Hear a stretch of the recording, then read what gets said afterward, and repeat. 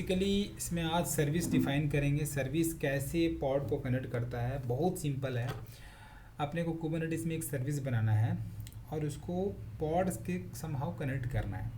Generally concept ये होता है कि जो पॉड्स होते हैं वो म्यूटेबल होते हैं। हर बार जब आप कोई पॉड बनाओगे तो उसको एक आईपी एड्रेस मिलेगा, राइट। वो आईपी एड्रेस इंटरनली जो भी वो सॉफ्टवेयर, जो भी डॉकर इमेज है उसमें आपने जो भी एक्सपोज किया होगा पोर्ट, उसको जाके कनेक्ट करेगा, राइट। तो मान लें एनजीएनएक्स का जो डिफ़ॉल्ट पोर्ट होता है वो 80 होता है, वो डॉकर इमेज के साथ इनबिल्ट आता है। आप उसको चेंज भी कर सकते हो कुबरनेटिस यामल में, पॉड के यामल में। लेकिन क्या होता है कि इसका आईपी एड्रेस और जो पोर्ट रहेगा जब भी ये पॉड बनेगा तो एक नया आईपी एड्रेस मिलेगा, कुबरनेटिस उसको नया आईपी एड्रेस देगा।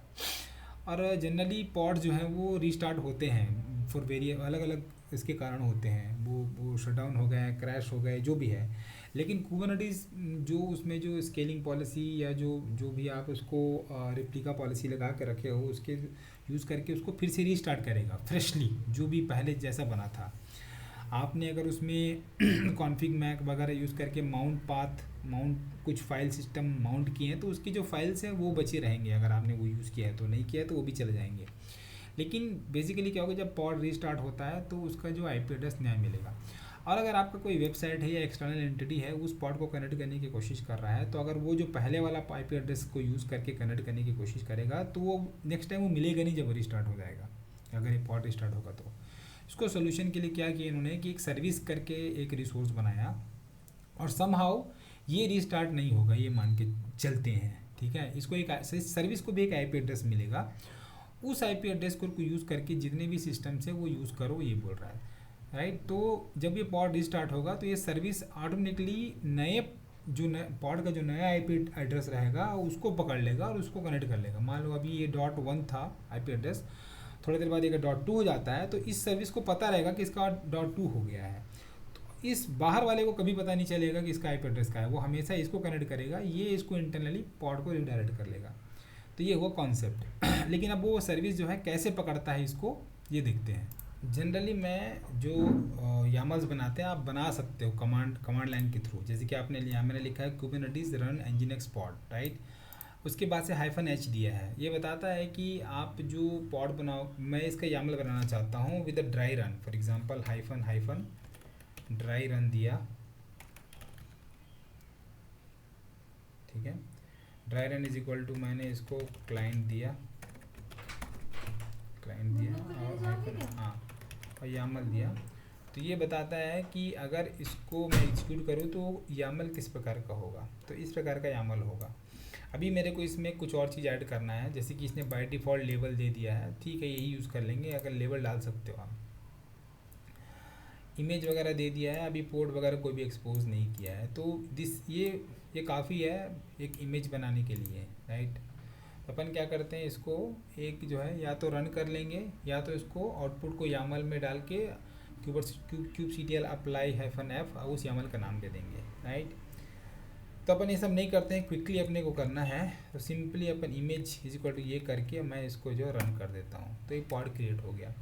अब अगर मैं इसको kubectl डिस्क्राइब करूँ,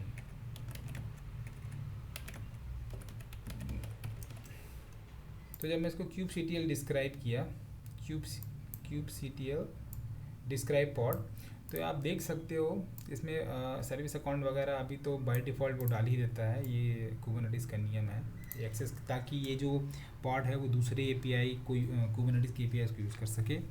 ध्यान अपन देंगे लेबल पे, इन्होंने बाय डिफ़ॉल्ट एक run is equal to nginx pod दे दिया है, आप इसको एडिट भी कर सकते हो, और इसको एक आईपी एड्रेस मिला है 0.6 करके।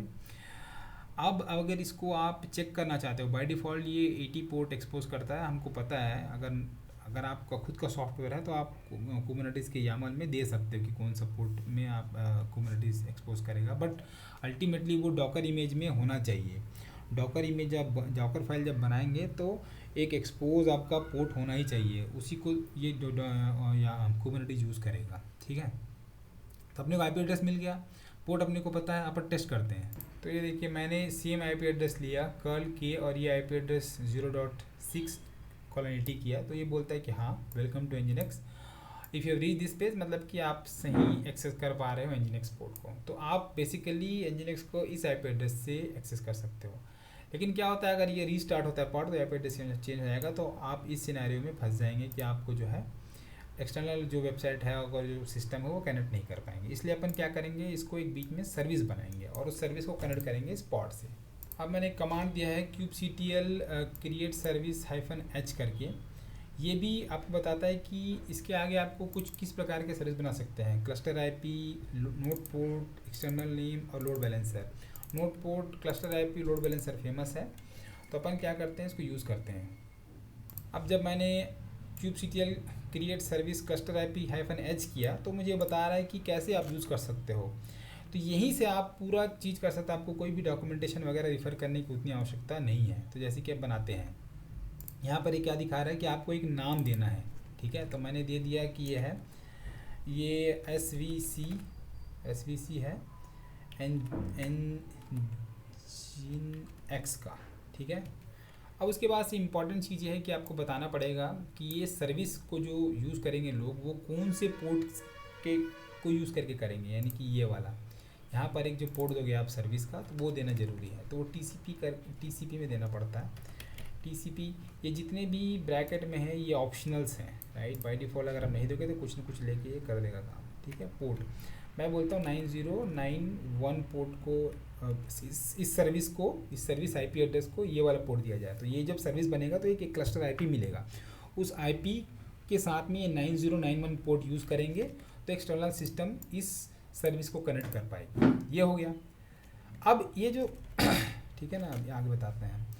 अब ये जो है, ये जो सर्विस है जो लोग इसको कनेक्ट करेंगे तो ये किस पॉड को जाएगी वो तो बाद में बताएंगे, लेकिन उस पॉड के अंदर कौन सा टारगेट पोर्ट रहेगा वो बताना ज़रूरी है। तो हम बता देंगे, एक मिनट बेटा, वो अभी बताएंगे। वो हमको पता है कि Nginx का 80 पोर्ट होता है, ये हो गया।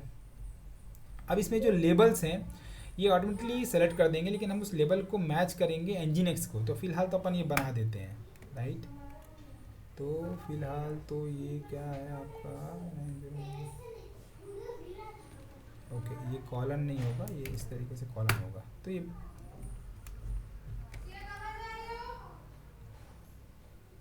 सो इसको इस तरीके से जैसा भी सिंटेक्स दिया है वैसा देना है, ठीक है। सिंटेक्स दिया सेम और इसने एक सर्विस बना दिया। अगर हम इसको डिस्क्राइब करूँ kubectl डिस्क्राइब, ये जो भी आप मैंने सर्विस का नाम दिया है, राइट, SVC Nginx, तो ये बताता है कि बना दिया है। और इस सर्विस का IP एड्रेस .26 है, यानी कि यहाँ पर अब ये जो दूसरे लोग हैं उसको यूज़ करेंगे .26 कॉलन इस सर्विस का जो IP एड्रेस हमने दिया है वो है 9091।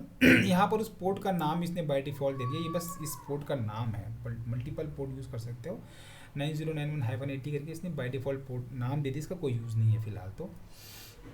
अरे बता दें कि टारगेट जब भी ये किसी पॉड को कनेक्ट करेगा उस पॉड के पोर्ट 80 को हिट करेगा। लेकिन अभी किस पॉड को जा रहा है अभी यहाँ पर है नहीं, अभी खाली इन पॉइंट इज नन है।